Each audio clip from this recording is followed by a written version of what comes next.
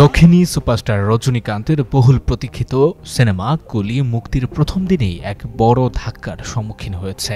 14 August প্রেক্ষাগৃহে প্রদর্শনের কয়েক ঘন্টার মধ্যেই ছবিটি অনলাইনে ফাঁস হয়ে যায়। এই খবর রজনীকান্ত ভক্তদের মধ্যে ব্যাপক হতাশা তৈরি করেছে। অনলাইনে ফাঁস হওয়া এই ঘটনা ছবির বক্স অফিস আয়ের জন্য একটি বড় হুমকি হিসেবে দেখা হচ্ছে। ভারতীয় গণমাধ্যমের বরাত দিয়ে জানা যায়, মুক্তির পরপরই কুখ্যাত পাইরেসি সাইট তামিল কার্স, পাইরেটস বে, ফিল্মি জিলা ও আরও অনেক প্ল্যাটফর্মে ছবিটির এইচডি প্রিন্ট পাওয়া যাচ্ছিল। বিভিন্ন কোয়ালিটির 1080 পিক্সেল থেকে শুরু করে 480, 720 পিক্সেলের লিঙ্কগুলো দ্রুত সোশ্যাল মিডিয়া ও টেলিগ্রাম চ্যানেলে ছড়িয়ে পড়ে।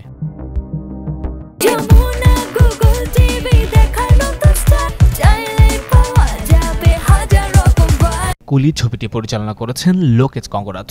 এই ছবিটিতে জনপ্রিয় তারকা রজনীকান্তের সাথে দেখা যাবে নাগার্জুন, আমির খান ও শ্রুতি হাসানকে। এই তারকা বহুল ছবিটি মুক্তির আগে থেকেই ব্যাপক আলোচনায় ছিল, কিন্তু পাইরেসির এই ঘটনা সিনেমাটির প্রযোজক ও কলাকুশলীদের জন্য একটি বড় চ্যালেঞ্জ হয়ে দাঁড়িয়েছে। এখন দেখার বিষয়, এই অনলাইন পাইরেসি সত্ত্বেও কুলি বক্স অফিসে কতটা সাফল্য অর্জন করতে পারে।